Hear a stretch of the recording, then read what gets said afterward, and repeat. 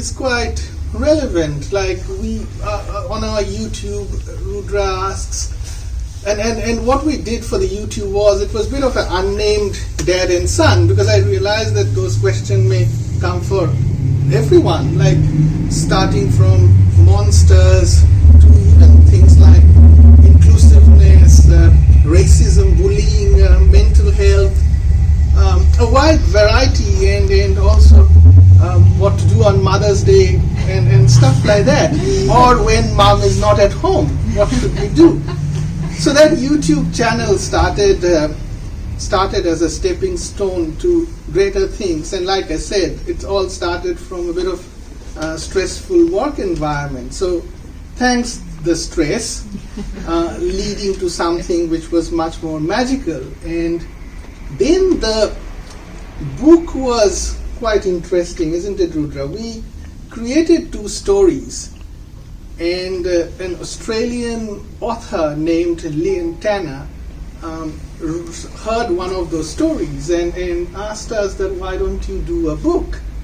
And we thought, yeah, why don't we? So we started drawing together, basically very collaborative. Nothing on the YouTube goes unless and until both of us are comfortable. There is no, we are still struggling. As of today morning, we were still struggling who is the boss. Yeah, sort of, actually. I think so. Because she decides who is the boss.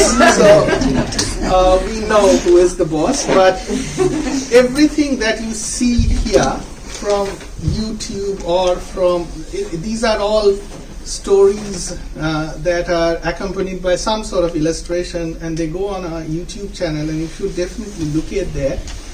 And all these actually done together. So if I am drawing the man, Rudra may draw the boy. If I am drawing the rocket, Rudra may draw the person. So yeah, it's a bit of collaborative parenting. He's making me go backward and become younger. I am probably helping him to go forward and becoming a bit older, and together we'll meet. Before we read one of our stories, Rudra, do you want to say something? Okay, then maybe we read one of the stories from the book, and which is called Monster at the Cemetery. So, Dad and I love our adventures together. We also love playing soccer. So when Dad gave me the choice of either staying at home and reading a book or going outside to play soccer, I instantly grabbed the ball and headed for the door. Soccer is our most favorite game. The only thing is, we have to make sure we don't kick the ball hard enough for it to reach the nearby cemetery. Now, I'm not saying that I'm scared of cemeteries, but we like to be cautious. Unfortunately, we weren't too successful on that eventful Sunday afternoon when Mom was away visiting my grandparents. It was unusually cold and was beginning to get dark when one of Dad's kicks sent the ball flying over the cemetery wall and kerplunk. Oh no! I told you we should have read a book today instead of playing soccer. I would have read you the story of Frankenstein. Since I was more interested in playing soccer than reading books, I was really okay going into the cemetery to rescue the ball. Dad, we need to get the ball. Are you crazy? We don't even have a flashlight.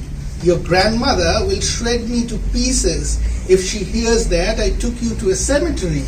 Please, Dad. The ball was a birthday gift. I need it.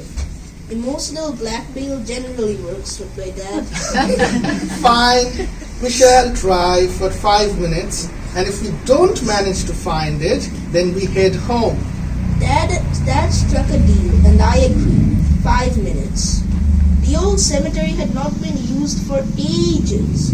Mom told me that it was used long ago in ancient times. The ghosts inside the cemetery must be really old as well, I was thinking as I cautiously opened the old rusty gate. It was a scary and exciting adventure for me to enter the cemetery to look for a soccer ball. Dad's face did not show any excitement. It was almost totally dark as we entered the cemetery. The moon was hidden behind the clouds. Dad held my hand quite tightly. Was he afraid? As we looked for the ball, a mysterious glowing light coming from within the cemetery attracted our attention.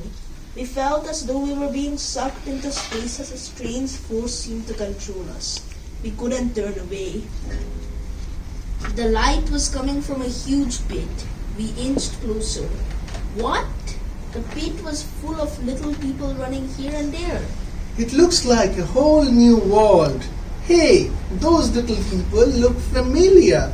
It's hard to believe, but all of our favorite characters from the world of books were roaming around in miniature form. There's Gulliver and Robin Hood. Oh, is that Tarzan? Is that Sherlock Holmes? We were both excited as we spotted Captain Hook and even Snow White. I was shocked as I watched a miniature Harry Potter having a conversation with the Cat in the Hat and Pinocchio. I think I saw the three little pigs being chased by a truant Tom Sawyer. With some luck, I may even end up seeing the wimpy kid I shouted. Do you realize what this is?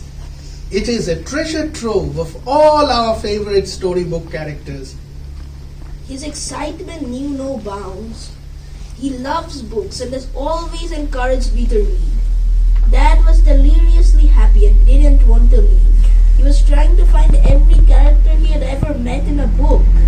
He was mumbling something about looking for Aladdin and some characters I had never even heard of. Suddenly, Dad's fun was interrupted by a strange green plume of smoke that began spewing from the pit. The smoke was accompanied by the thunderous growl of a dreadful-looking demon. The creature was taller than the other characters and had a square head and creepy, watery eyes. It looked at Dad and in a growling voice said, Wouldn't you like to go back and read Frankenstein again? I would love to read it with you. Oh no! We may have awakened Frankenstein! Run for your life! We didn't stop until we reached our house. We never did get the ball, but who cares? We saved ourselves. I was curious. Dad, was that real? Why were all the book people in the cemetery? We just experienced something magical. We were given a rare glimpse of what might happen if people stopped reading. Sadly, the books may become dead in the cemetery, and no one will ever be able to read them again. Books were my best friends as a child, and Frankenstein was my favorite monster. Suddenly, I spotted a gift that was wrapped in glossy paper. It was right next to our front door. I picked it up and started unwrapping it. Dad, it looks like a book. It was Frankenstein. How did this get here? I asked, feeling good to see Dad smile again. Probably the magic continues. Books are not dead after all. As we entered the house, we could see a strange glowing light. I ran to my bedroom. My bookshelf was glowing. Next to the bookshelf was the soccer ball. Very mysterious indeed. So that's our story.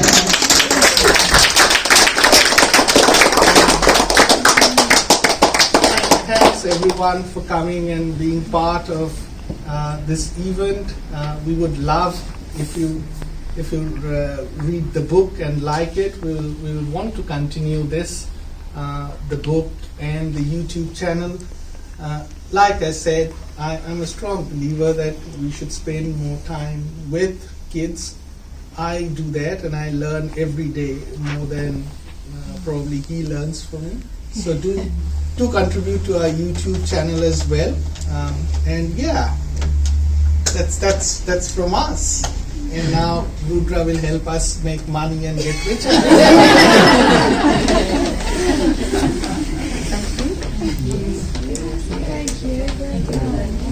You can get a copy of the book from me. The treasurer. You can get it on your own. Shall I hand the chocolates round? Yes.